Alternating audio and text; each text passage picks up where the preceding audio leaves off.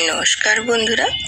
ডিম খেতে তো আমরা কম বেশি সবাই খুব পছন্দ করি। ডিমের নিত্য নতুন পদ কিন্তু বেশ ভালো লাগে।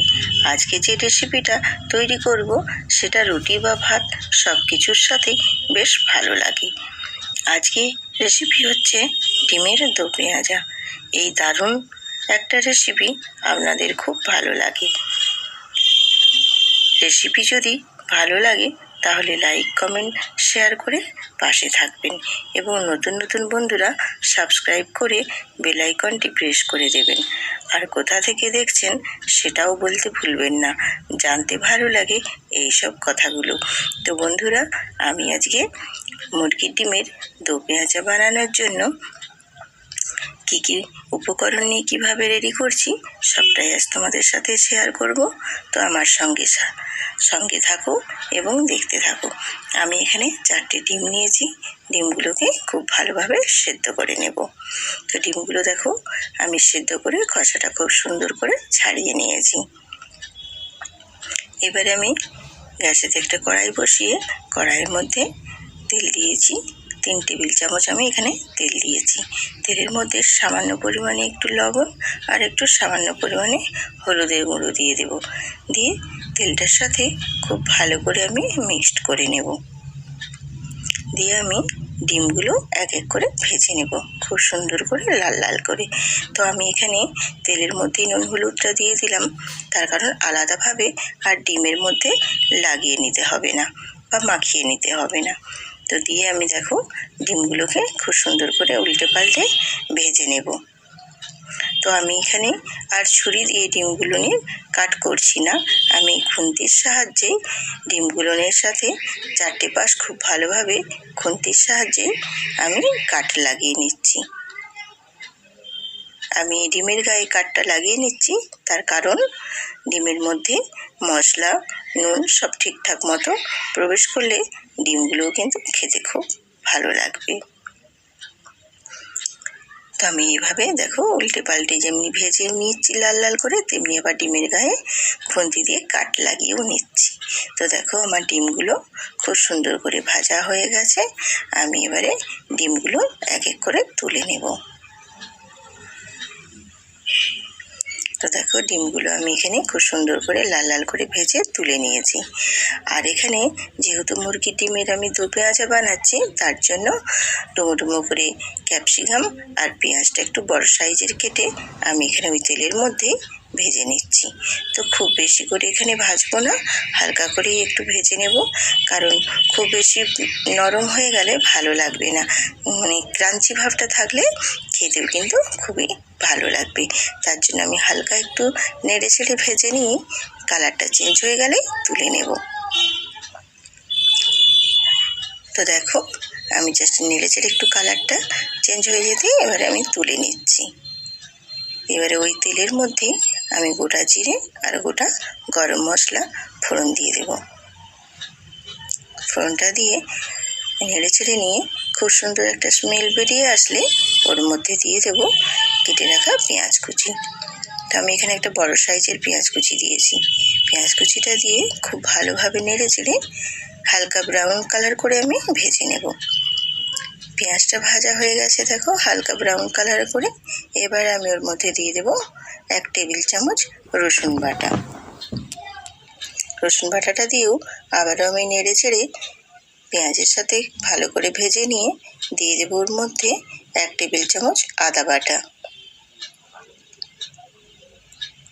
আদা বাটাটা দিয়েও আবারও আমি খুব ভালোভাবে মিশিয়ে ভেজে নেব। পেঁয়াজ, রসুন, আদাটা খুব ভালোভাবে আমি ভেজে নেব যাতে করে কাঁচা গন্ধটা চলে যায়। তো এবারে ওর মধ্যে দিয়ে দেব আমি একটা বড় সাইজের টমেটো কুচি। টমেটো কুচিটা দিয়েও একটু নেড়ে চেড়ে নিয়ে আমি এবারে ওর মধ্যে দিয়ে দেব স্বাদ মতো লবণ। তো আমি এখানে লবণটা অ্যাড করে দিলাম, তার কারণ টমেটোটাও খুব সুন্দরভাবে নরম হয়ে যাবে। তো দেখো লবণটা দিয়ে আমি খুব সুন্দরভাবে নেড়ে চেড়ে টমেটোটা যেই একটু নরম হয়ে আসবে, এবার আমি ওর মধ্যে দিয়ে দেব সব গুঁড়ো মশলা। তো এখানে আমি গুঁড়ো মশলা ব্যবহার করছি ধনে গুঁড়ো, জিরে গুঁড়ো, হলুদের গুঁড়ো আর রেড চিলি পাউডারের গুঁড়ো। সব আমি এখানে 1 চামচ করে দিয়েছি।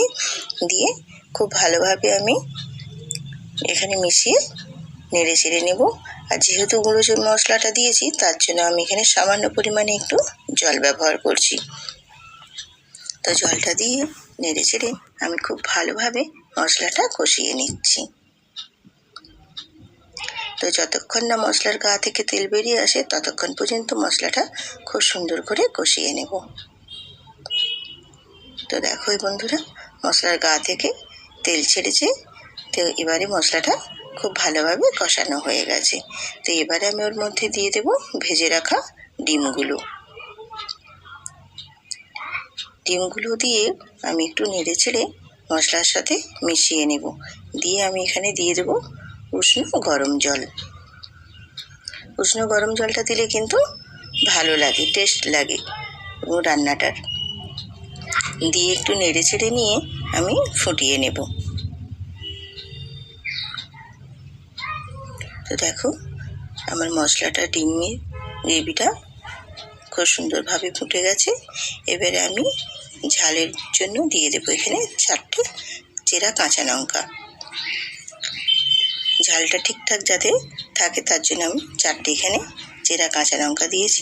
দিয়ে আবারও আমি নেড়ে চেড়ে নিয়ে দিয়ে দেবো ওর মধ্যে ভেজে রাখা ক্যাপসিকাম আর পেঁয়াজের কুচিটা। দিয়ে নেড়ে চেড়ে একটু মিশিয়ে নিয়ে ফুটিয়ে নেব। তো এখানে ক্যাপসিকাম আর পেঁয়াজের কুচিটা খুব বেশি ফোটাবো না, কারণ নরম হয়ে গেলে সে ভালো লাগবে না, কিন্তু একটু ক্রাঞ্চি ভাব থাকবে, তাহলে কিন্তু এই ডিমের দু পেঁয়াজের রেসিপিটা খেতেও কিন্তু ভালো লাগবে। এবারে আমি নেড়ে চেড়ে নিয়ে ওর মধ্যে দিয়ে দেব ওপর থেকে ধনেপাতা কুচি। ধনেপাতা কুচিটা দিয়েও আর আমি বেশি এখানে নাড়াচাড়া করব না, হালকা করে একটু নেড়ে চেড়ে নিয়ে গ্যাসের ফ্লেমটা আমি অফ করে দেব। তো দেখুন এইভাবে নেড়ে চেড়ে নিয়ে আমি এবারে গ্যাসের ফ্লেমটা অফ করে দেব। আর আমি আর নাড়াচাড়া করব না, জাস্ট আমার রেডি হয়ে গেছে। তো দেখো আমি চলে এসেছি, আমার রেডিও হয়ে গেছে একদম মুরগির ডিমের দো পেঁয়াজা। দেখতে কত সুন্দর হয়েছে বন্ধুরা, দেখো। তো তোমরাও একবার এইভাবে বাড়িতে বানিয়ে দেখো, নিশ্চয়ই ভালো লাগবে। তো বন্ধুরা, যদি এইরকম নতুন নতুন রেসিপি পেতে চাও বা ডিমেরও যদি আরও নতুন নতুন রেসিপি পেতে চাও, তাহলে একটা কমেন্ট করে প্লিজ জানিও। তোমাদের কমেন্ট পড়তে কিন্তু আমার খুবই ভালো লাগে, এবং কে কোথা থেকে দেখছো সেটাও কিন্তু বলতে ভুলবে না। আর আমার রেসিপিগুলো কেমন হচ্ছে সেটাও কিন্তু বলতে ভুলো না। আর নতুন নতুন বন্ধুরা তোমরা কিন্তু প্লিজ সাবস্ক্রাইব করে বেল আইকনটি প্রেস করে রাখবেন।